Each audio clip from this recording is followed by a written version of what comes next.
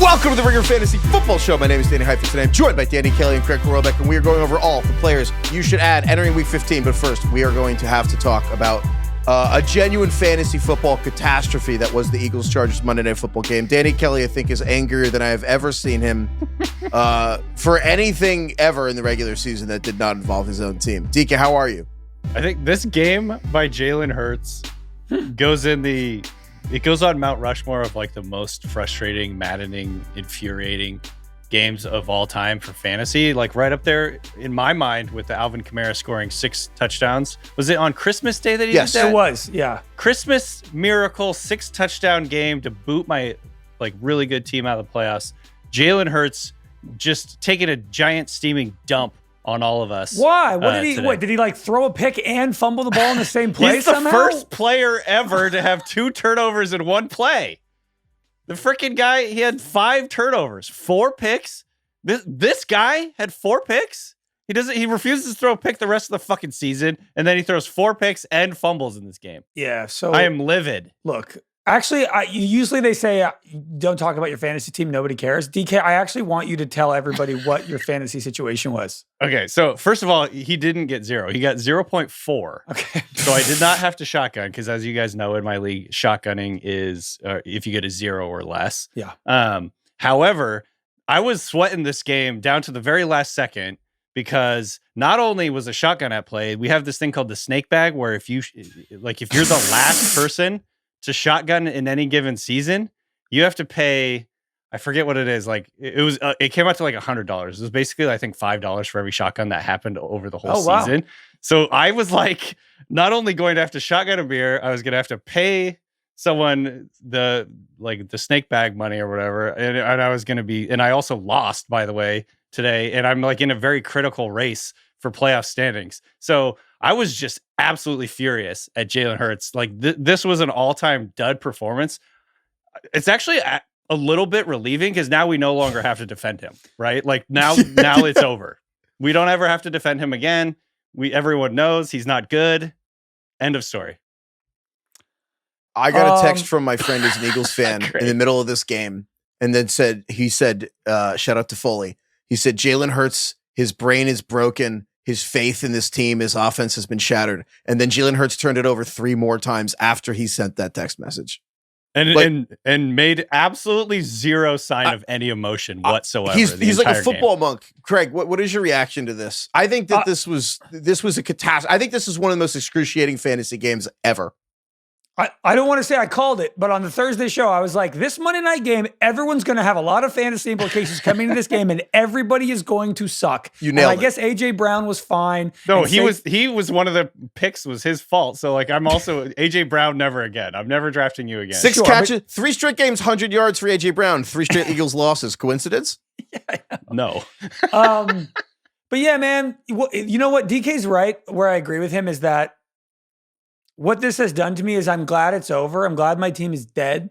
I also had AJ Brown in a matchup that could have got me into the playoffs. I needed 24 points out of sorry, not AJ Brown, Jalen Hurts. I needed 24 points out of Jalen Hurts and Ladd McConkey. 24. My friend texted me. He's like, "Oh, you're like minus 300 to do that." They scored 5 combined. It's so. It is a disaster. But what I was saying is I'm now happy that I never have to have Jalen Hurts on a team of mine ever again. And that is so freeing I will never do it. I don't care if it's free. $1 in the auction. I don't want him. I don't want to watch him throw the ball anymore. Ever again. Jalen Hurts gets paid like $50 million a year to be quarterback in the NFL. And I this game was actually insane. I mean, so the Chargers won 22-19. If you didn't watch this game.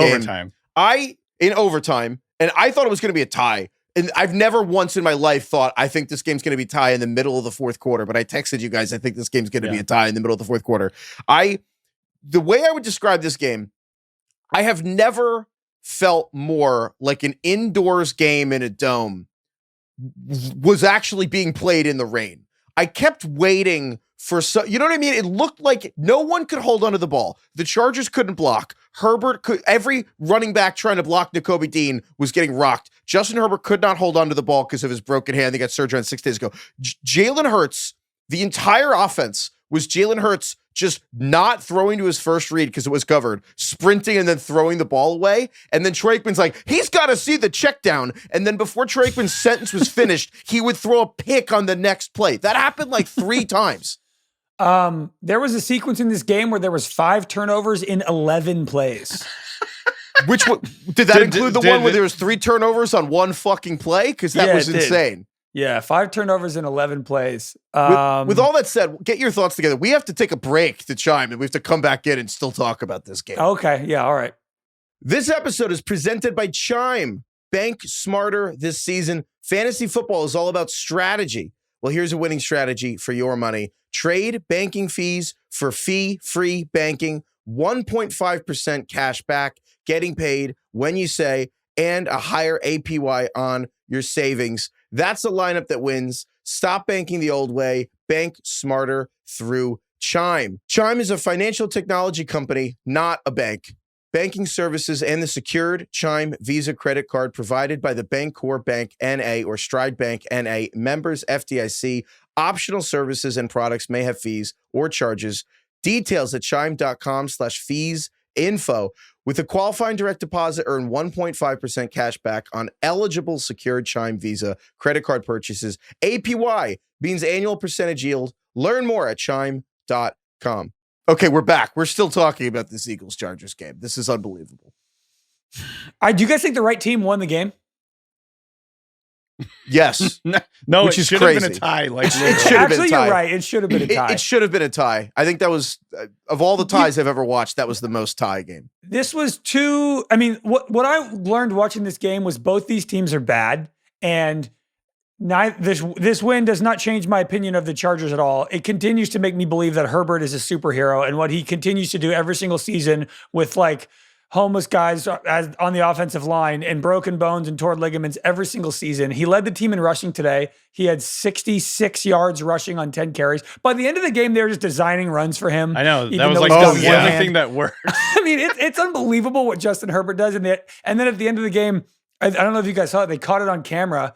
The sideline reporter's trying to go up to him to do a post-game interview on the field. You can literally hear him say they basically cut to them too early. She thought he got him. They hadn't gotten him yet. The camera cuts to them and she's like, hey, can I talk to you? And he's like, hey, I really just want to go celebrate with my teammates. I don't want to talk to you. And then she's like, no, please stay. And he's like, okay, fine. But dude, Justin Herbert, watching what Justin Herbert embodies as a quarterback versus Jalen Hurts on the other side of the field, who has 5 turnovers in the game and is sitting on the sidelines like he's on a morphine drip.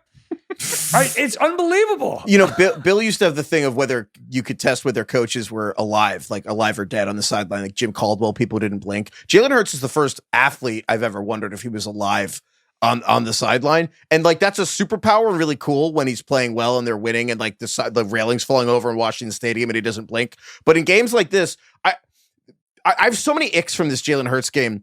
But the one that sticks with me is also every time he throws the ball away, it looks too hard.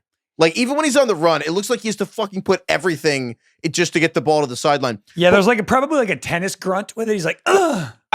It's true. It's like, ah! A tennis grunt. But he had at one point a pick that was dropped, and then they had a punt, and it was overturned. And then the next drive, he comes back, and then has the 3 turnover play. Like, he throws the pick, and then Will Shipley forces a fumble, and Jalen Hurts recovers it, and then he gets stripped again. Which is, Elias Sports Bureau confirmed, is the only on-record play ever where one person turned it over. He lost 4 points in a play. I know we do a good job not talking about our teams on this fantasy show, but like I had Hurts and Kamani Vidal. I needed 20 points to get a first-round bye. Kamani Vidal got 7 of the 20 points on the second play of the game. So I needed 13 points. And over the next 3 hours, they got like 5 more points. Yeah. And including Jalen Hurts taking away 4 on one play. But there's so many people like this. Email us at ringerfantasyfootball@gmail.com. I was wondering if people who started Hurts up half a point were going to lose this game because Hurts was going to lose net points in this performance. This game, it felt to me, and again, sorry for talking about our fantasy leagues, but I feel like a lot of people had the same experience. This is raw. Every league had this. Dude, this is our therapy. I mean, if we released the group chat today, we texted more today over one game than we did on Sunday. We can't really. There was 14. I was down 4 points. I needed Jalen Hurts to outscore the Eagles defense by 4 points. And I was like, I'm pretty sure God hates me because Jalen Hurts would turn the ball over and then the Eagles defense would turn around and fucking create a turnover. And I was just like, okay, I'm done. I can't handle this. I can't watch. I just did a shotgun anyway, just because Jalen Hurts made me so mad. So anyway. We have our weekly Shough Kapadia tweet. Shough Kapadia, friend here at The Ringer. He tweeted today after the game. Zooming out, that's now 5 straight games where the Eagles have finished with a success rate 30th percentile or worse. 1 touchdown on 13 offensive possessions today. The Eagles are now 28th in offensive success rate on the season. And the 1 touchdown was fake. It was a tush push where they just did. It's a 3-year long con where they did the tush push, and it's a great design. They're reinventing the origins of football. But they just did a toss to Saquon off the tush push, and he ran 60 yards, like untouched for a touchdown. That was the only play they had in the whole game that got anything that wasn't to AJ Brown. Hurts, I know we've been hard on Hurts, and I know we've talked about Hurts a lot. Eagles fans, it's actually been sad because we watched them go from the Super Bowl where they were so mad that Hurts wasn't getting the respect he needed after Super Bowl MVP. Like, we had a video talking about how good the Eagles offense was, or the whole roster and coaching, and DK got screamed at by thousands of Eagles fans who were like, you didn't mention Hurts early enough in the video. And then it was like 6 months straight. And 11 months later. We should repost that video right now. We should fucking post the video again. 11 months later,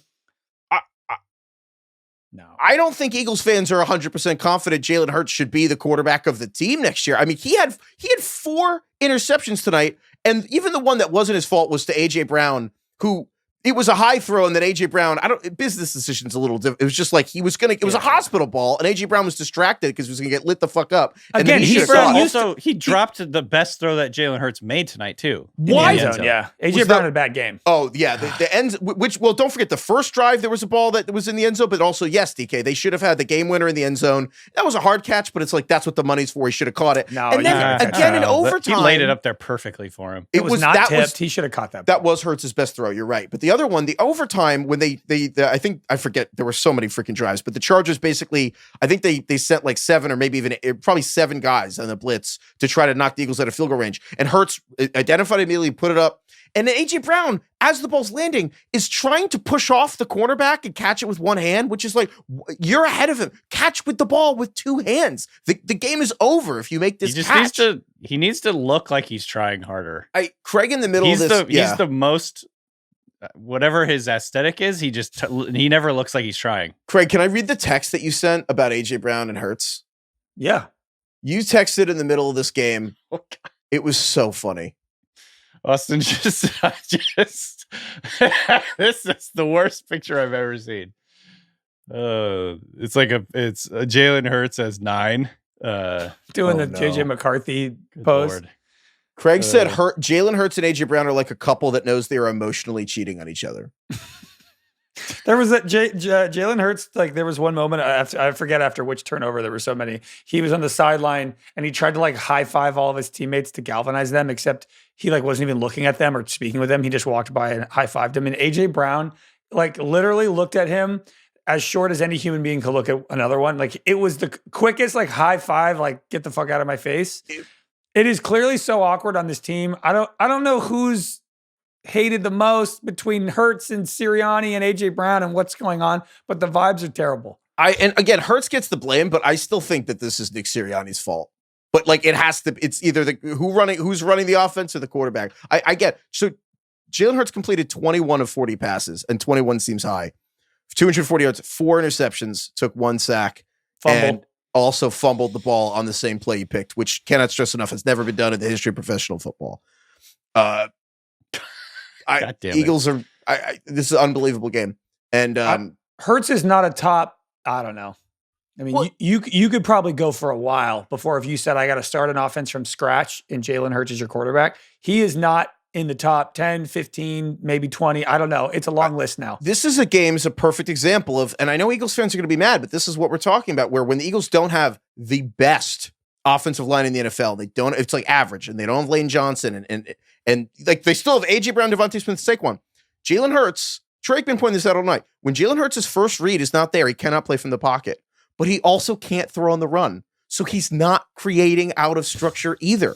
Like the scrambles, he's just running to the sideline and throwing the ball away like 7 times a game. He's a little bit like basically athletic Derek Carr sometimes, where you know what I mean? Where it's like, dude, you just bail immediately and throw the ball away every single time. And it is so frustrating to watch.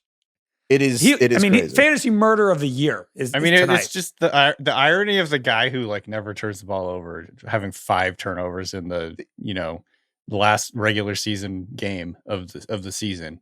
The first half of the season, the Eagles had 3 turnovers on the year, and that was the fewest in the history of the NFL. They had 3 turnovers in half a season. And then Jalen Hurts had 2 turnovers on 1 fucking play, which is the Eagles' entire season in a nutshell. Jason Kelsey was like, yeah, that's kind of like the whole year, right? And then they went tush, push, and shotgun. Ugh. Or they didn't at the goal line. They went shotgun instead. Anyway, the group chat was on fire. Speaking of which, if people would be interested, maybe we'll do a Discord. Email us at ringerfantasyfootball@gmail.com if we want to do a Discord or something. I don't know. I don't know if any of us particularly even are great at that. But like, if you'd be interested in a Ringer Fantasy Football Discord, let us know. Maybe I need to commiserate more closely with everyone about what just occurred. I was thinking about that tonight because I was just like, I actually couldn't believe what I was watching. But DK, any other thoughts? Where does this rate? Is this the number one most angry you've been watching a game for fantasy football purposes? I think Alvin Kamara scoring 6 touchdowns still has a slight lead, but I was very upset in this game. I was livid at points. It was to the point where I'm like kind of grumpy and like not spending quality time with my family. Point of like this game needed to end. Heifetz asking that question, is this the angriest you've ever been watching a game? And then I immediately just am scrolling up through our text and where DK texted us, I've never been more angry watching a game. Check the tape. AJ said AJ Brown is also on my never forgive list. And then you said this is worse than the Alvin Kamara 6 touchdown game. All right, fine. I guess I'll go with that then. Number one, most angry I've ever been. Heifetz, there was a moment very deep into this game where Hurts had negative points, and you texted us, Hurts has -1 points on Yahoo. People who were winning with him might lose. That was a thing. There were people who started him like up 0.5 point, and just why would you bench Jalen Hurts in case he gets negative points? What's going to happen? He's going to turn over the ball 5 times? This was like, this was a 1 in 1,000, 1 in a million outcome game. Like, there are going to be more people. This would happen. There are probably going to be more people who gave up on Jalen Hurts tonight than any other player of the NFL season this year. And you know what's so funny? The Eagles so close to winning the game. We're letting the Chargers off the hook here. They were terrible too. Horrific. I mean, the Eagles defense was Chargers awesome. are a tough watch. The Chargers, I mean, the Eagles had 3 turnovers in the first half, and the Chargers were up 4 points. They kept getting the ball at the 40-yard line, and they couldn't move the fucking ball. This ticked down at the end because the overtime drive, Herbert wasn't really pressured, but the game was about to end in the fourth quarter, and Robert Mace tweeted out that per Next Gen Stats, Justin Herbert was pressured on a career high 72% of dropbacks, which was a Next Gen Stats record. I mean, it was unbelievable how frequently those pressures were all directly up the A-gap. Those pressures were, it was either the center, Bradley Bozeman was just going the wrong way, which is, I can't stress how embarrassing it is. Their new strategy was like, they're going to let a guy in and Herbert just has to like truck the safety and then make the throw. That was like their new blitz pickup, was Herbert picks up his own blitz and then rolls out. That breaks the math of football. You know, it breaks the math. Unbelievable. Okay, we can get to the rest of the show, but that was absolutely insane. Email us at ringerfantasyfootball@gmail.com. And yeah, I think this game single-handedly might inspire us to start a Discord. So if you're interested in that, let us know. Is that because it sowed so much discord among us? Yeah, I think so. If the Eagles inspire. All right, let's get to the rest of the show. All right, we're going to get into waivers, but first we have to hit some news that just happened here. This is unbelievable. So Phillip Rivers is working out with the Colts. Phil Rivers? Couldn't believe it. So Daniel Jones obviously tore his Achilles for the Colts, and then Anthony Richardson is on injured reserve with the broken orbital bone in his face, and also has an eye injury, so he's still on injured reserve. Riley Leonard, the third stringer, apparently also has an knee injury. So the only healthy quarterback in the Colts roster is Brett Rippon, who is, practice squatter. So somehow, some way, the Colts are so desperate that they are actually bringing Phillip Rivers into the facility, I assume to check his pulse, because did you say Hey-o. Craig, today it's his 44th birthday? Today, December 8th, is Philip Rivers' 44th birthday. Craig, not only is Philip Rivers 44 years old, Philip Rivers is a grandfather. Oh, Philip Rivers really? is a grandfather. Is this going to be the first grandfather to play in the NFL? That he must be close. I mean, I guess George Blanda was He's like a 50. grandfather. Dude, that's even better. Okay, I thought let's get you back to bed, Grandpa. Literally, Grandpa, tell us about the war, dude. Can you imagine Rivers telling all these Zoomers on the trying to tell Tyler Warren about playing in the 04? I mean, Philip Rivers was in the 04 draft. Tyler Warren was born in like 2001. Rivers was literally in college when these kids were born in the Colts. I thought the Grandpa thing's better. I thought it was crazy. Philip Rivers was named as a semifinalist for the Hall of Fame 2 weeks ago. Really? Yes. Wow. In like late November, he was named as trying a to boost Hall of his Famer, case, semifinalist. Tom Brady. How does this work now, though? Like, do they have to remove his name from consideration because now if he's back in the league, does he have to wait 5 more years? If he signs, I think so. If he signed a real deal and played, yeah, I think he would have to wait 5 years. He's not going to get it. It doesn't matter. I just think it's insane that he's like, that's the two options. It's been 20. So I played a fun game, which was because he hasn't played since January 3rd, 2021. So I looked up what was the front page of the New York Times the day Philip Rivers last played in an NFL game. And it was, the headline was Mike Pence decries ridiculous challenge from GOP lawmakers to overturn election. So like he last played before January 6th. Like that's literally like that hadn't even happened yet. Interesting. So he was free that day. Yeah, he was available. So I'm just, asking questions. It is wild. He hasn't played since the 2020 season. What? Why Philip Rivers? We can't get anyone else. There's no one that you can grab that's better than 44-year-old Philip Rivers. Craig, there is not. I checked. No one better. You checked?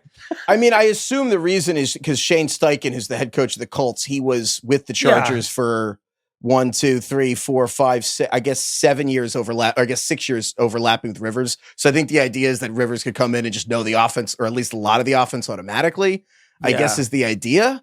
But do we have any current pictures of Phil Rivers? Like, how's he looking these days? He's been coaching his kids' team in Alabama. He's from the Alabama part of Florida. Can they not go get like Russell Wilson or something? They have to get Phil Rivers? What's Russell Wilson doing? They can't waive him or give them a 7th round pick for Russell Wilson? You know what's fucked up? I actually think Rivers would be better than Russell Wilson for the Colts. I actually think that. Yeah, I know he would be. I think actually. I mean, Russell Wilson. Remember the last? Stop. You're guys, right. Maybe he Rivers hasn't played football in 5 years, and he's a 44. pocket guy. Well, he's 44. How many? He hasn't played in 5 years. He's only a year older than me. I could go out there. Is a unicorn freak who did Pilates every day and didn't eat tomatoes. Joe Flacco was 3 years younger than Philip Rivers, and he looks old. Philip Rivers has 10 kids. They keep him young. I think it's 12, dude. I think he's had some since. I think. No, I think it's 10. According to the internet, it's 10. I think the age is less of an issue, and it's more how long it's been since he's played football. If Philip Rivers had been in the league this entire time, keeping up with it, I in theory, you could make a better case. He hasn't played football in 5 years. You know how long? That's half a decade. DK, dude, what were you doing when you were 37, 38? I was up to no good, Craig. Yeah, you had an earring, long hair at that point still. Those were the days. This is bonkers. Philip Rivers had a child born October 30th, 2023. He's still just cranking had him a out. kid. He's still ready. This is so nuts. I mean, I'm looking at some pictures of him coaching. He looks like he's in shape. Well, this is why they need him at the facility, because they actually it's going to be so awkward too. But you're right though, Craig. I think that the aging is about how long you've been out of the league. Tom Brady, since Rivers retired, Tom Brady won a Super Bowl, retired, unretired, played 2 more seasons with the Buccaneers, retired again, bought part of a team, became an announcer, announced a different Super Bowl, and then is now announcing again. Rivers was out the entire time. And also, maybe he's just been getting healthy, guys. I don't know. Maybe they should get Tom Brady. They should. I mean, I think Brady would be better than Brady's 48. 48? Is that true? That's not true. You made that up. I mean, he retired at 45. It's been 3 years. True? Oh, he is. He's 48. Has it been 3 years since he retired? Yeah. God damn it! Time goes by too fast. Anyway, this is it's just this sad is not for the Colts. this is not going to work. We might have to do for Power Hour tomorrow. We're just gonna I fix really the Colts want this to quarterback happen. situation. It's bad when Ian Rappaport has to tweet, "This is real." Yeah, it's not great. That's like this is the end when it's like this Never is a real. great This sign. is real. It's like, oh God. All right. Well, This is real. It's so good. we'll come up with a better solution for the Colts tomorrow on Power Hour, probably. So in the interim, let's get to waivers. I'm sure the number one waiver this week could be Phil Rivers. Surely that'll fix everything. So we're going to go through waivers again. Emails trivia, ringerfantasyfootball@gmail.com. Dude, he's actually probably not even in the player pool. Wait, let me check Yahoo real quick. They probably took him out. Dude, the Colts play the Seahawks. No, the Seahawks next they play week. the Seahawks. Can you can't imagine? drop 44-year-old Phil Rivers in Seattle. He's not going to play this week. Can you imagine though? Who's if he going did? to? Riley Brett Leonard Rippon. is week to Brett week. Rippon. Brett Rippon's gonna be out there Sacrificial ripping. lamb. Oh my God. They should just go Wildcat the whole game. They might. It might be. You know better. what? Tyler Warren should just play quarterback. That might be a better option than Rivers trying to play versus the Seahawks. Have him throw 10 passes the whole game. It's just mostly him doing read option with Jonathan Taylor. I kind of like that. DK, getting to waivers here. What? You had a running back entering week 15 for the fantasy playoffs, and you have to win. We're going 1 week at a time here to start. I'm sorry, here. but Shane Steichen is 40 years old and was a quarterback. He could probably play and maybe be better than Phillip Rivers. They the tried to coach do of the that during team. COVID with the Broncos. The Broncos wondered if the assistant coach could be a quarterback, and the NFL ruled no. The NFL is really the problem here because Steichen could play and Brady. They could sign Brady, but it's not for rules. Yeah. That'd be crazy to be. He'd be an owner of a different team, a broadcaster, and a starting player. That's like the 1950s. That's like Cloyce Box. That would be way cooler. That's the modern Cloyce. Brady has to be better than Max Brosmer at the least. McCarthy. What? Certainly. Yeah, of course. Well, I'm just wondering Absolutely. how many quarterbacks Brady would be better than with no Yeah. practice. Like he had Brady like 3 is hours. probably with the like team. the 22nd best quarterback right now. Right? If he came in of the guys who are currently starting week to week, he's probably like 22 to 25 range, right? Yeah. What number announcer do you think he is? How many announcers are there? Philip Rivers and Brady should switch jobs. Rivers is a great accent. Let's say there's 32. Then he's 32. Oh my God. No, I kid. He's probably 28. In the 20s. Yeah. Rivers should Okay. Brady should be a quarterback for the Colts. Rivers should take his spot as an announcer. I think everyone would be happier. Anyway, sorry, I interrupted that. We can get back to running back here. DK. All right, I'm going with Blake Corum for the Rams. Yeah, that was pretty easy. We're going to do this every week. I feel like we've been talking about Blake Corum the last month. You should have already added him. Shame on you for not doing it. He's only rostered in 32% of Yahoo leagues right now. Blowout game last week, obviously, against the Cardinals. He rushed 12 times for 128 yards and 2 touchdowns. He's definitely cut into Kyren Williams' workload. Kyren Williams is still the lead back, but I think they're just trying to kind of spread the workload out a little bit. They play the Lions this week, though, so that's kind of tough. Is there a little bit of recency bias here? I feel like on the surface, the sticker shock of Blake Corum's game, 130 yards, 2 touchdowns, makes you think, oh, obviously Corum. But I'm like, this is his first game in a month with over 10 touches. And I'm like, Chris Rodriguez, running back for the Commanders, they're playing the Giants, who give up the second most fantasy points to running backs. I look at a guy like Devin Singletary, who we don't know if Tyrone Tracy is going to play. He had an injury last week. They went on bye. They're playing Washington, terrible against the run. I'm like, to me, I think all 3 of these options are viable. I mean, Jalen Wright throw in. If Devon Achane doesn't play, Jalen Wright going up against the Steelers. I don't think this is like super clear, at least to me. I think the way that I look at Corum is if you have to play someone, I would hear your argument that you could play Chris Rodriguez. I think I would maybe do that if you're just looking for a 1 week fill-in. But if you're looking for a potential league winning player, that's Blake Corum. If Kyren Williams pulls his hammy this weekend, then you're set with a guy for the playoffs that's going to score like 20 points a game. But if you're wild card round, I just want to get to the second round of the playoffs. I need a guy who can maybe score 20 this week. Do you think it's Corum still?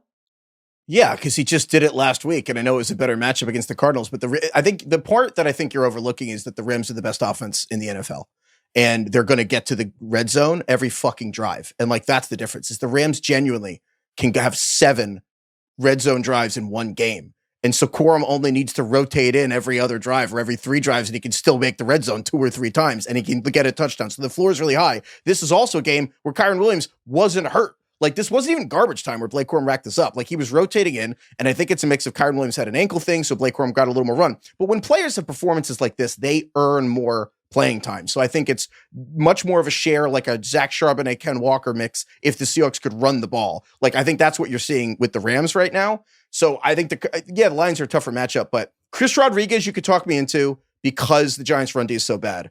I wouldn't take any of those other players on the same level as Corum. I think that would be a mistake. I think if you want to go Chris Rodriguez over Corum, I wouldn't do that, but I get it.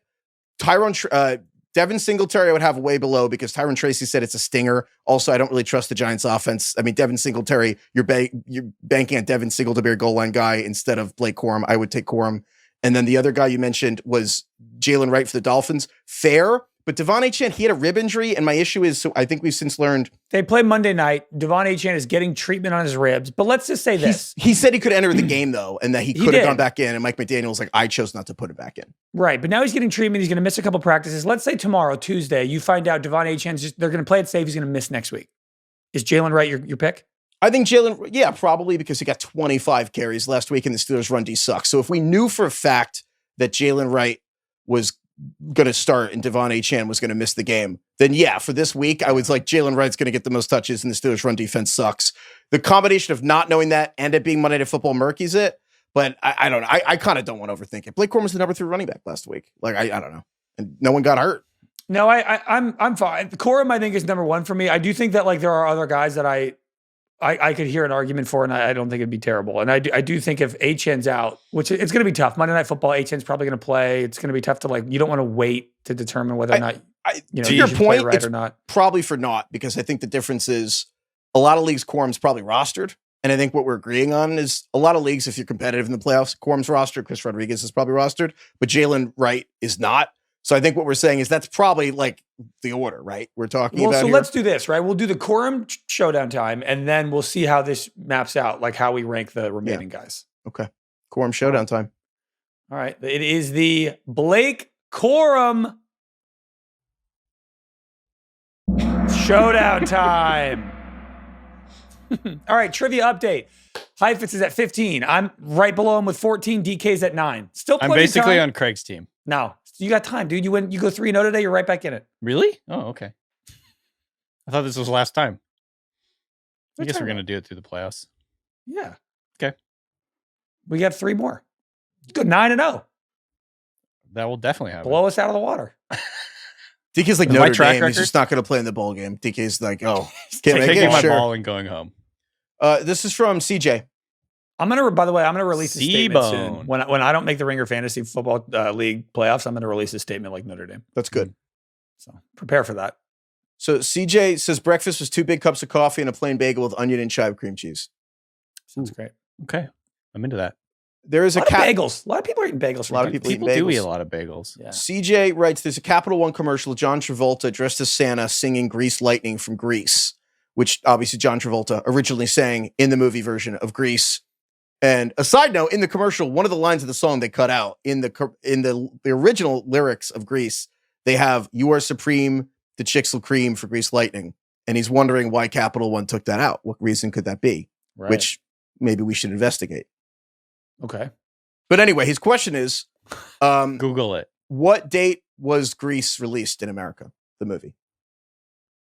Oh, that's a good question. You two are both shaking your heads. Do what? Are we doing a year, an actual day? A date with a year. Okay. All right. I think I have a guess. Okay. 3, 2, 1. June 20th, 1978. I was going to say 1976. June 1st, 1976. We all best June. So my answer, the one I wrote down, I had June. What did I write down here? I feel like they're like a summer release. I wrote down June 5th, 1971. What did you guys say? I said June 20th, 1978. I said June 1st. It's not 71. That's really, Craig's really close. June 16th, 1978. Were you 2 days off or 4 days off? 4 days off, baby. That's probably the closest guess we've ever had. How did you do that, Craig? That's crazy. How did he do that? He did it after Saturday night. How did he do that, KB? Wow. How did he do that? What a guess by Craig there. He guessed the movie. An absolute dime of a guess, KB. Now we go live to the Ringer Trivia Showdown time, where Craig has an incredible just watch. Tune in. Where Craig Horlbeck is inching in on Heifetz for the lead trivia. Did you just tie him up? Yeah, that was pretty good. I did. Okay, Craig, so you get Blake Corum. First of all, we all guessed June, which is weird. Good job, us. Well, Summer Love, and I feel like you kind of know that's a summer movie. And then... All right, well... Don't just take away all the credit that we just got. Well, no, I just feel like that's all of our instincts were correct, that it feels like a movie comes out in the summer. So do you want Blake Corum or not? Wow. After the gun to your head incident of last week when we bet Justin Jefferson versus Alec Pierce, and then Justin Jefferson, second lowest yards of his career. We didn't even mention that, 11 yards. Heavyweight the head with the crown. Yeah, I'll take Blake Corum. Okay. DK was closer next to me. So the other guy that I wanted to talk about here is Bam Knight for the Cardinals, who had not very many points this last week, but basically has been the lead back, the starting running back for the Cardinals last few games. It does not feel like Trey Benson's coming back. I want to say they have a couple of days to get him back before they have to put him on the season-ending IR. Wednesday. If they don't activate Trey Benson by Wednesday per the injured reserve rules, then he just will not come back this season. And he hasn't practiced, I think, the whole time. Jonathan Gannon said today, and I quote about him returning. John Gannon said, "We'll see," which is a weird thing to say after someone who's been activated for 2.5 weeks. I think he had a setback. There's no reason for him to come back anyway. I think Bam Knight's going to be the guy for the rest of the year. This week, I would not play him because they're playing Houston, but if you make it the next couple of weeks, they got Atlanta and Cincy. So I think I'm going to go with Bam Knight. Really? And just hope he's a starting running back on waivers. Yeah. He's straight up a starting running back. And the only reason he's available is because people kept thinking Trey Benson would come back. And Trey Benson's not coming back. The obvious caveat here is if you have to start someone, Bam Knight, probably not the guy. But if you're just talking about guys you should add to your team, I think Bam guess Knight that's is fair. He actually gets a lot of receiving work. He gets about 4 catches a game. And Michael Carter was playing a lot of the garbage time, but to me, that even means, I don't know. I think Bam Knight is going to, I think you're right. Bam Knight's a starting running back. That's a good one. But Chris Rodriguez is a good one as well. Well, I think the top tier is very clear to me. It's like Blake Corum, Bam Knight, and then, but I agree with what you're saying, where versus the Texans is an ideal. Chris Rodriguez for Washington, solely because the Giants' run defense is so bad. Jayden Daniels is probably not playing in this game, but Marcus Mariota, I still think as bad as Washington look versus Minnesota, I do think Chris Rodriguez will probably just will have a touchdown versus the Giants. So I think that's perfectly fine. And even versus the Vikings, he had 10 carries for 52 yards. And again, the number one guy, though, if Jalen Wright, if Achane misses time, you would certainly want to play Jalen Wright for Miami. I don't know how I would feel about it if Achane's going to play. I don't know if the Steelers' run defense is bad enough that you could support both. Realistically, if you actually are down bad enough that you need to play a running back off waivers this week, I would try to add Jalen Wright and I would add 2 of those 4 guys of Corum, Wright, Chris Rodriguez, or Bam Knight. And if those guys aren't available, like a Devin Singletary for the Giants, and then just hope that Achane misses the game and you can play Jalen Wright. But you think you'd rather have Rodriguez or Singletary rest of season? Chris Rodriguez, because the Washington schedule coming up is they get the Giants, the Eagles, Cowboys. So the Eagles run defense is like stops and starts, but the Cowboys run defense I'm still not that afraid of. I think Chris Rodriguez is just he's a starting running back on a team that has 2.5 good matchups coming up, which is more than you can say for these other guys. And Singletary's just a goal line back on the Giants, which take that as you want, take that as you will. I don't know how helpful that is. And then there's Sean Tucker in the Bucs. All these other guys are handcuffs, but I don't think at that point we're too far gone for that. So those are running backs. Receivers, DK, if you had to play a receiver this week. This one's a little tough because there's a handful of guys that I like. I'm going to lean Luther Burden for the Bears, I think. This is also just kind of assuming that Roma Dunze is not going to be back immediately. Right now, I think they've listed him as week to week. And they ruled him out on Friday, right? Or Saturday? Like they ruled him out. It wasn't like a game time decision for him. No, they ruled him out pretty early. And then they said he was week to week. Oh, stress fracture in his foot for Roma Dunze. Yeah. So I'm going to go with Luther Burden. He's kind of like just every game gotten a little bit better. His playing time has been increasing. His target rate has increased. DJ Moore is just an absolute afterthought. Just an absolute afterthought. An absolute afterthought, KB. The Bears play the Browns this week, though, so that's not like the best. But I'm going to stick with Luther Burden. Craig? I do love Luther Burden, but he still is not playing all that much. Like Zacchaeus is still there. DJ Moore. I don't know. I mean, it's tough. There's guys like Jayden Reed is back for the Packers in the mix, but all these guys are the difficult thing about this week for receivers is they're all playing great defenses. All these guys. Jayden Reed's playing Denver. Jayden Reed's playing Denver. Ryan Flanoy is how Al Michaels pronounced it. Is that how it's pronounced? Flanoy? I thought it's Flournoy, but I also don't know. I like to say Flournoy. Flournoy. I'm sure that's how you spell it. They're playing the Vikings, and then you have Luther Bird's playing the Browns. Maybe throw out Jayden Higgins. You have Jayden Higgins on the Texans. They're playing Arizona. Jayden Reed on the Packers is playing the fucking Broncos, which also isn't sick. I don't know, man. If I had to bet my life on this, which my life is already meaningless because it's over. Yeah, void. Devon Vele. I kind of think I would go with Jayden Higgins. Is that bad? No, I like that. Well, the Texans just gave up 45 points to the Rams, and the Texans aren't exactly the Rams, but I mean, I get the logic. You mean the Cardinals? Yes. Sorry, the Cardinals. Yeah. I think I'm going to go with Jayden Higgins. That's fair. I think part of me thinks the answer should be Jayden Reed for the Packers because he came on off injured reserve and just immediately had a role for Green Bay. But the fact they're playing Denver, I just think Jayden Reed is a noise for the end zone. And I think over the length of the playoffs, he go Jayden Reed. But if I had to play someone for this week and it's a little dicey, I think the answer is Ryan Flanoy for the Cowboys. And it's a little dicey because CeeDee Lamb has concussion. Well, no, I don't. I mean, when he's out, when CeeDee Lamb misses time, I mean, last week, CeeDee Lamb got hurt in the middle of the game. It's the Lions, so the Lions defense isn't great. But Ryan Flanoy had 13 targets for 9 catches, 115 yards, and a touchdown. When CeeDee Lamb missed time for the Jets, Ryan Flanoy had 9 targets for 6 catches, 114 yards. And again, if you just look at it, who are the quarterbacks, you guys? You're taking CJ Stroud and the Texans. I mean, there's Jayden Higgins has CJ Stroud. Luther Burden has Caleb, who's up and down. I'm like, I know the Vikings defense is tough, but Brian Flores has, for years, been like a litmus test of like a pass-fail for quarterbacks. Dak Prescott's above the line for all the blitzes they're going to throw in Minnesota. I kind of just do want to bet on Dak to get the ball and distribute it around to Pickens, Jake Ferguson, and Ryan Flanoy, which I don't think that's insane. But also, if you're listening and that sounds insane with the playoffs on the line, I think Jayden Reed's like the only guy on this list that will have multiple plays designed for him at the goal line. So I think the floor is Jayden Reed, but I do think Ryan Flanoy has like the highest ceiling on this list. I just don't like Minnesota. I get that. That's fair. But you love Dak. You love Dak. Dak's great, but a guy named Ryan Flanoy versus Minnesota, I'm like, man. Also, there's a chance CD comes back. If CD thank you. If CD plays, you can't play Flanoy. But if CD isn't playing, then I think defenses are very much like, it's what we were talking about. It's the cloud coverage on Pickens and then make other guys beat you. And he's been the guy. So he had 13 targets in that game. I will say the other person I would actually do instead of even Jayden Higgins, I think Jalen Coker for the Panthers, this is the most available guy on the list. He's 4% rostered. The Panthers were on bye. I think he's the most talented player, like the versus mix of talent versus playing time. Like he's an undrafted free agent from a couple years ago, but Jalen Coker is good.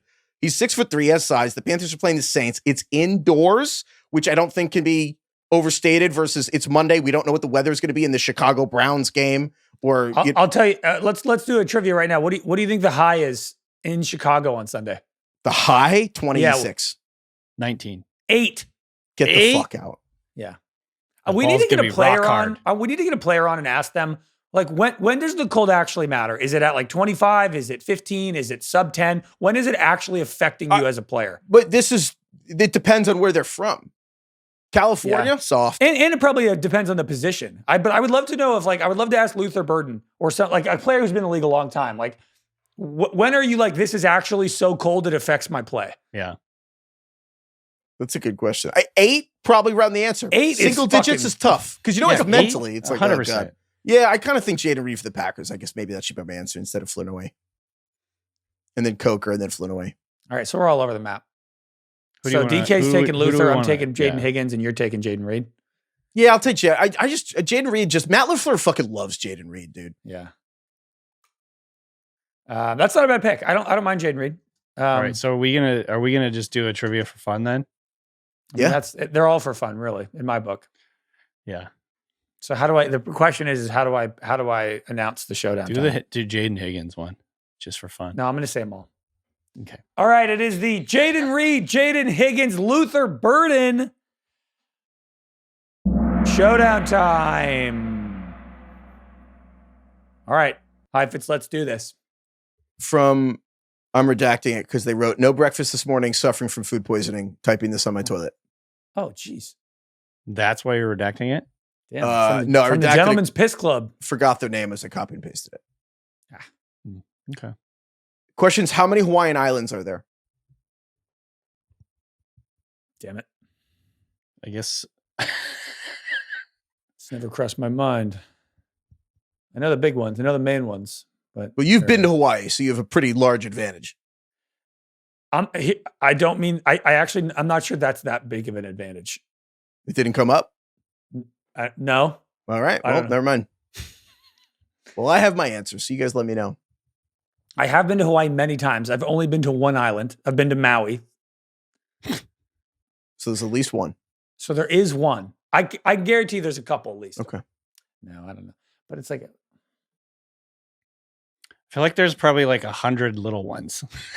Like, and does that count?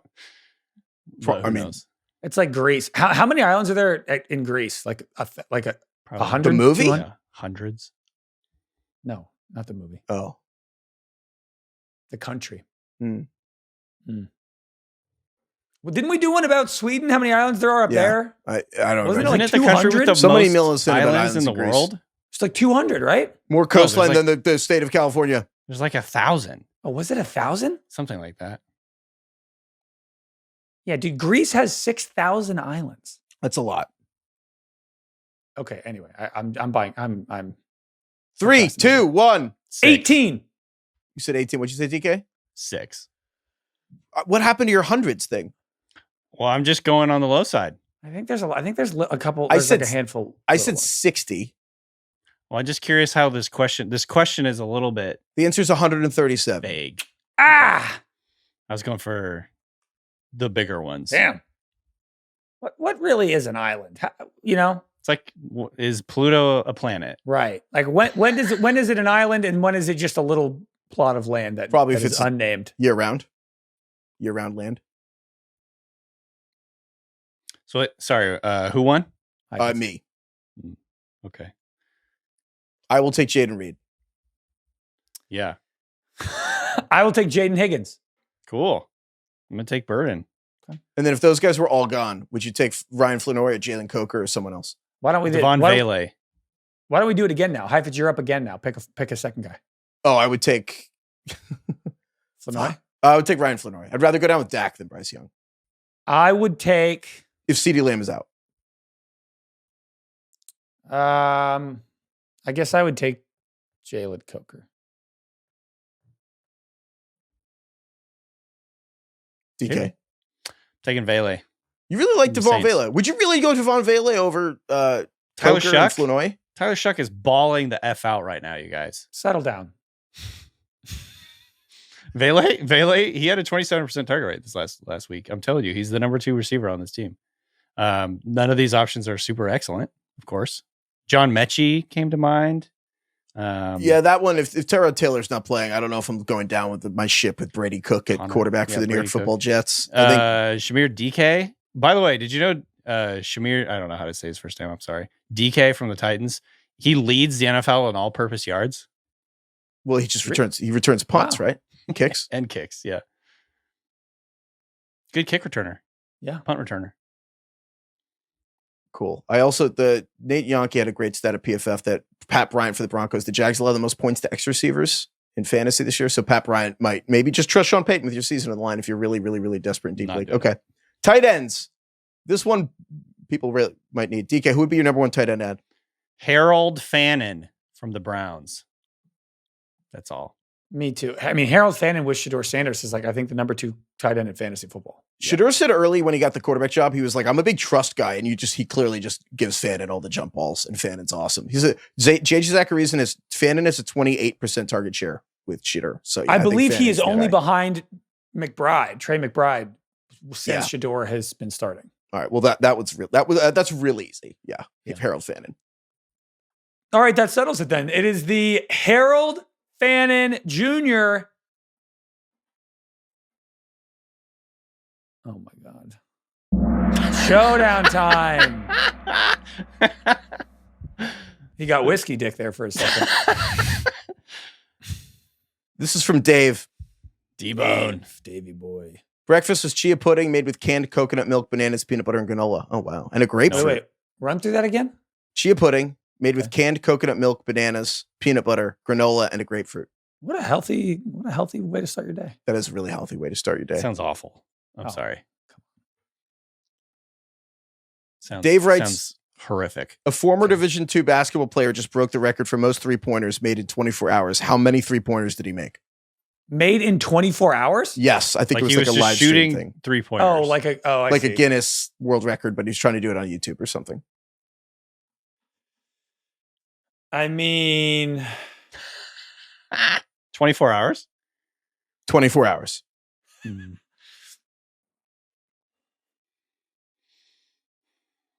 I hate math. I hate doing this stuff. Wait, sorry. Was it in a row or total? Oh, total. No, total. Okay. All right. I don't know. I got one. Okay. 3, 2, 1. 5,100. Oh, What'd you say, DK? I said 5,000. Motherfucker, I wrote down 5,000 too. You said 5, and you said 51, Craig? I said 51 because I always want to guess a little bit off a whole round number now. Just in case. All right, well, DK, you can go higher or lower than me. You should probably go lower. Lower. Idiot, it's 5,001. No, it's not. The answer is 10,628. Bang. Which is a lot. 10,000. It's a lot of three-pointers. It's a lot of three-pointers. I wonder what that guy's breakfast was that day. Okay, so DK, you get to pick. You get Fannin. No, Craig gets Fannin. Yeah. I'm gonna go. Sorry, yeah. You're next. I think there's two guys. It's between Darren Waller for the Dolphins, who I know isn't playing a ton, but I kind of don't care because his next 2 weeks is the Steelers and the Bengals. I think Waller realistically is probably a better stash if you have a first round bye. I am doing this in the regular league. I'm stashing Darren Waller for week 16 because he's playing the Bengals. But by that logic, I think you probably for this week want Isaiah Likely for the Ravens, even though all this motherfucker does is get cut touchdowns called back from week 1 of like last year. Like all Isaiah Likely does is, but the Ravens, literally the top tight ends in fantasy this year are just Trey McBride and then tight ends who've played the Bengals. And so when Isaiah Likely played the Bengals on Thanksgiving, he had 95 yards and again fumbled the touchdown out of the end zone he didn't get credit for. He had the touchdown last week that got knocked out of his hands, but that would have been his second of the day. So I think Isaiah Likely versus the Bengals, if he's available, is a uncommonly good streaming option. Yeah, you took my answer on that one. I'll go with Colston Loveland. Going all Bears on mine. What could go wrong? Just love the 8 degrees. Yeah, sounds great. Do you think Harold Fannin's going to be like a top 5 pick at tight end in fantasy next year? Shedur's the quarterback, kind of. Yeah. Fannin's like a receiver, man. And Fannin, I mean, the comp for him was like an Isaiah Likely, like a smaller school, smaller tight end who's really a receiver. But I mean, Fannin's done more this season than Likely kind of ever has in a year. He's playing a ton too. He looks good. Yeah. Yeah. I think Fannin's been phenomenal. The other tight end I'll say, and a guy who I think is available, is Theo Johnson for the Giants, who they were on a bye. I think he might have gotten cut. Again, the Giants had 2 weeks to target Bobby Wagner, who, again, Bobby Wagner, inside linebacker for Washington, is amazing against the run still, even though he's fucking 36 and getting a master's, or he's getting his MBA right now. But I don't think Bobby Wagner is going to be able to cover tight ends. I don't think he's great coverage right now. And I think the Giants, Theo Johnson's also just a really, really good bet for a touchdown off waiver wire tight end. Dude, Theo Johnson is a dog. Theo Johnson fought that Patriots player after the Jackson Dart hit. Like I love that. He's kind of trying to be a disgusting brother with Scadaboo and Dart. Like he wants to be the bonus Jonas, the third 100%. He is quietly the bonus Jonas. He's also like I'm also here too. I'm also a sicko. Yeah, he's booping fight people. He's replaced Scadaboo as the booper. Yeah, I like him. He's also massive. He's a huge fucking guy. No, Theo Johnson's the man. Shout out to DK and athletic tight ends. One of the most athletic testers of all time. So Harold Fannin. So is Mike Gesicki, and you hate his ass. Penn State. Okay, Harold Fannin. By the way, Isaiah I would Likely. go with Mike Gesicki this week if T. Higgins is out, which he very. Oh yeah, T. Higgins is concussed as well. Yeah, so Mike Gesicki probably is a good. Changing my answer to Mike Gesicki. Over who? Over Loveland. Would you take Fannin or Gesicki for this week? Fannin. Would you take Isaiah Likely or Gesicki this week? Likely. And then Gesicki third? I think Gesicki third. Theo Johnson or Loveland fourth? Would you for sure take Fannin over Gesicki? Yes. Yeah. They're playing at Chicago. Again, this is the 8 degrees game. And the Bengals and Gesicki are playing the Ravens. With Burrow? I don't know. Yeah, I guess you probably do take Fannin because he's been so good, but I know what you're saying, Chris. I think Shador in an 8-degree game versus Joe Burrow. I know what you're saying. It's one of those where it makes sense, and then you turn the game on and you're watching the Cleveland Browns, and then like the other TV is the Cincinnati Bengals, and you're like, which one of these did I pick with my season on the line? Yeah, it's tough. Fannin is going to be more valuable for multiple weeks, though, I would say. Well, I don't know. It's 1 week at a time. T. Higgins also might not be back for multiple weeks. He's had 2 concussions in 3 weeks. Yeah, you're right. Also, Gesicki, the week after that, the Bengals played the Dolphins, and the Dolphins can't really cover tight ends either. I also don't think the multi-week thing, if you're streaming a tight end, you can't think a week. Like, I think you got to go. Like, I think that's a tiebreaker. No, you got to think like Dom Toretto. Quarter mile of time. That's fair. Okay.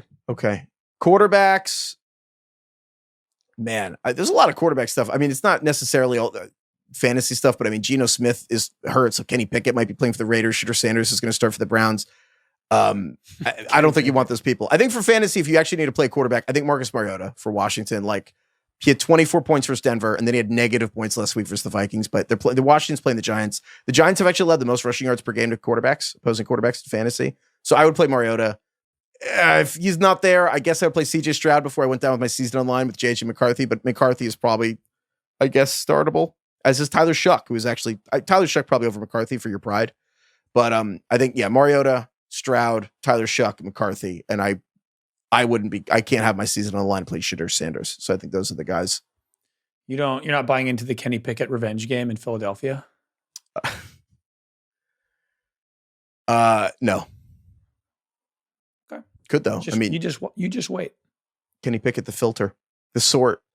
Defenses, I think the Jags defense, because if they're playing the Jets, you're getting either the injured Tyrod Taylor or injured Justin Fields or undrafted free agent Brady Cook. So I think that is incredible if the Jags are available. The Niners defense off a bye versus Cam Ward, who I know had a good game, but he still takes sacks, and I still think Niners D could have a good game versus Tennessee. Bears defense versus the Browns. That's a big one. Bears defense leads the NFL in turnovers. Shedeur Sanders feeling himself off 360 yards.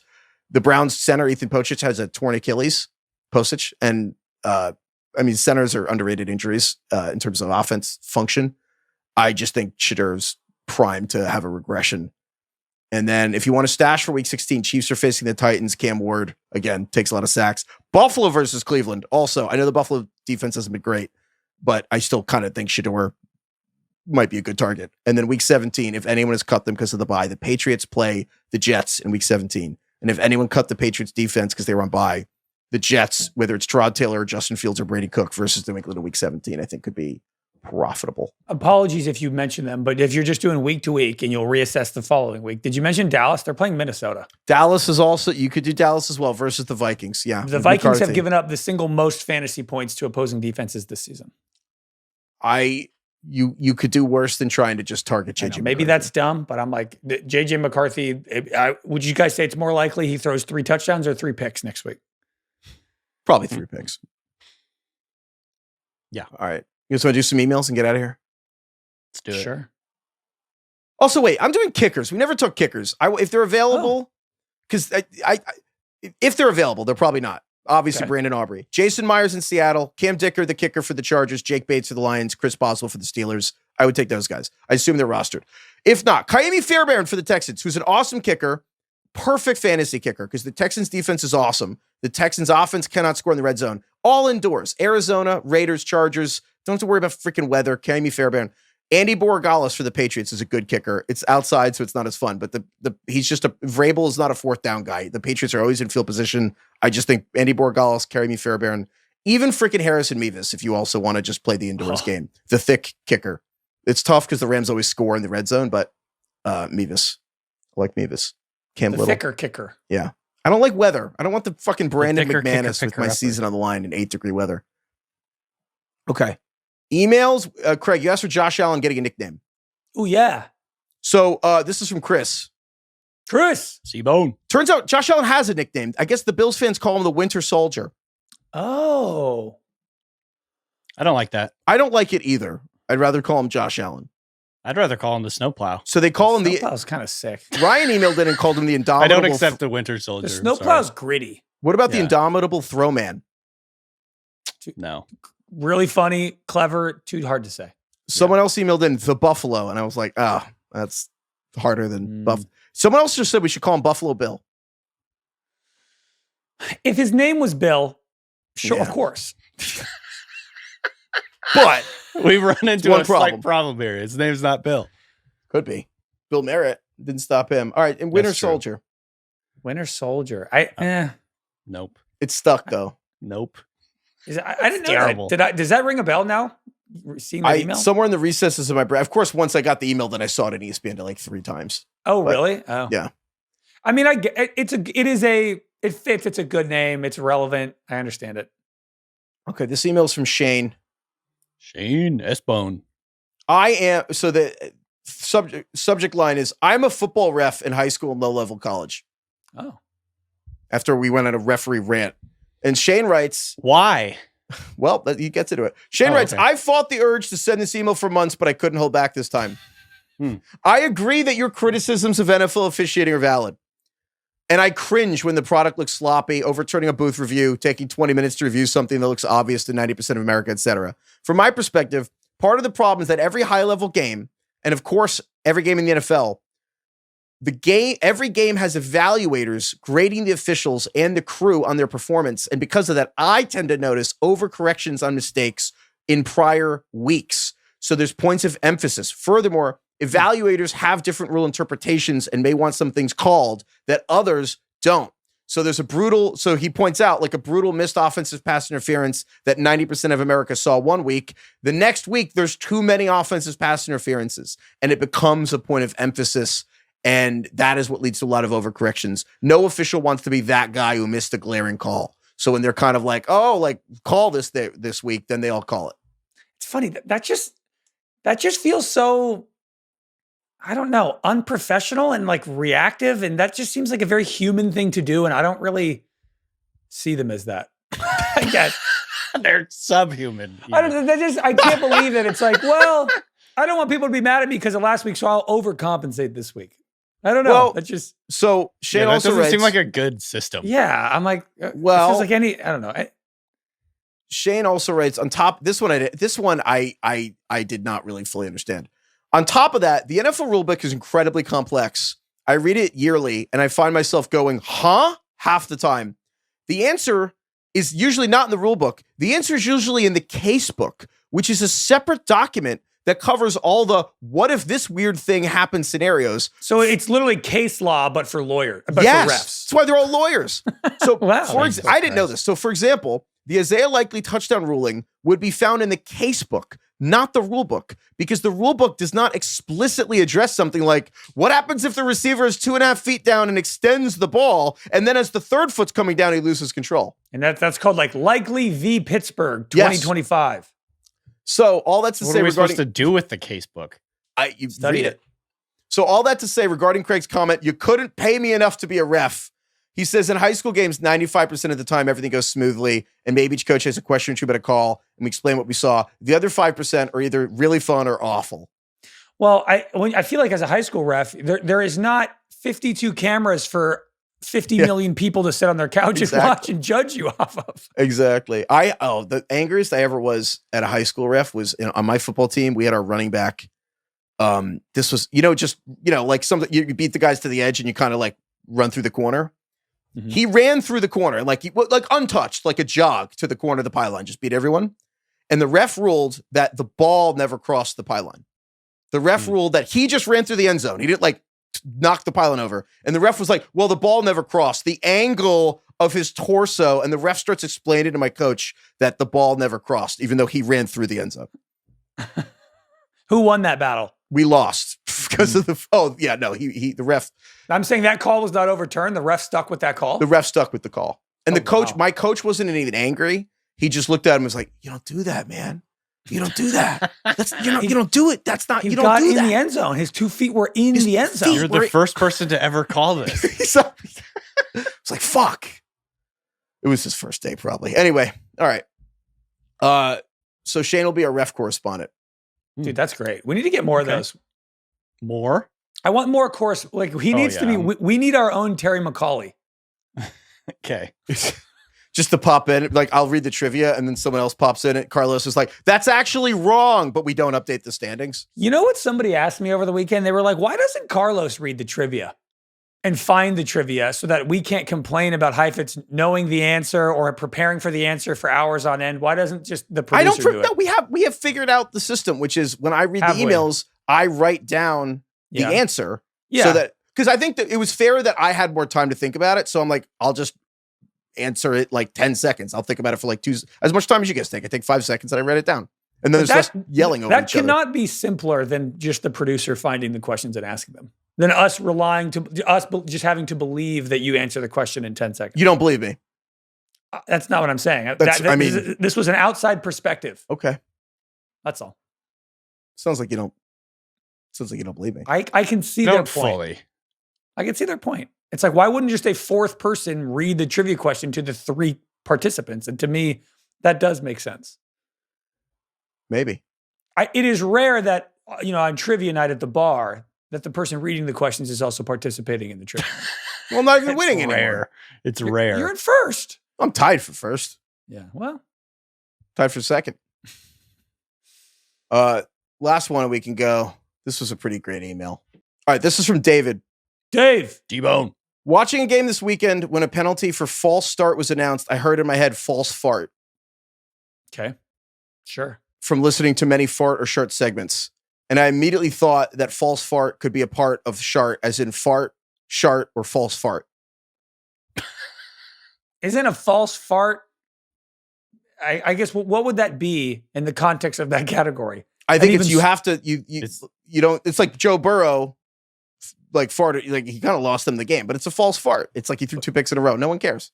But just that's Rams a fart. Panthers. That's what a fart is in the category. A fart is when it's something that you don't believe is permanent. That's true. I just kind of wanted a reason. I think false fart's just really false funny. Fart sounds like a shit to me. Oh, maybe shart. Oh, goes the other false way. Shart. A false fart. Maybe it's not a full-on shart. Maybe a false shart is when you think you have to poop, but you don't. I don't know if there's a difference. Once you shart a little bit, there's no difference between sharting a lot. Look, Dave, I want to say thank you for trying to innovate coming in here, but unfortunately, fart or shart is fucking bulletproof. It's perfect as it is. I don't know what to say. That thing's fucking ironclad. All right, that thing is locked in and ready to go week after week. Oh yeah, keep emailing us edits on Constitution. That. Okay, it's kind of impenetrable. All right, I think that's all we got. Thank you, DK. Thank you, Craig. Thank you, Carlos. Thank you, Ryan. Thank you, Kai. Thank you, Ronak. Thank you, Austin. Thank you, everyone, for listening. Email us your fantasy courts, ringerfantasyfootball@gmail.com. Emails, edits on fart or shart. No false farts. Craig doesn't want any false farts. No false farting. Thank you, Lord. Thank you, DJ Cool. With a K? Yeah. Kewl? Let me clear my throat. No, I think it's OOL. DC. If y'all want to party like we do, if y'all want to party like us, let me hear you say da da da da da da da da da bum bum bum. It's a good song. It is. Gets the people going. Yeah. I don't know if he did any other songs. That might be his only song that he ever made. What a time that was when you could name yourself DJ Cool and everyone's like, cool name, man.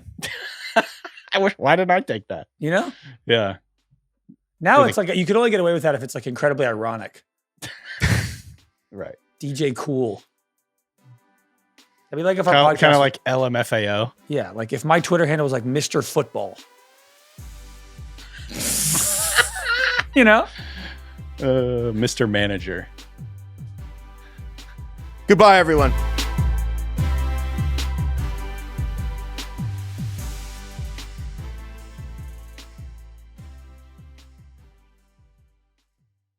Must be 21 plus and present in select states. For Kansas, in affiliation with Kansas Star Casino, or 18 plus and present in D.C., Kentucky, or Wyoming. Gambling problem? Call 1-800-GAMBLER or visit rg-help.com. Call 1-888-789-7777 or visit ccpg.org/chat in Connecticut or visit mdgamblinghelp.org in Maryland. Hope is here. Visit gamblinghelplinema.org or call 800-327-5050 for 24/7 support in Massachusetts or call 1-877-8-HOPE-NY or text HOPE-NY in New York.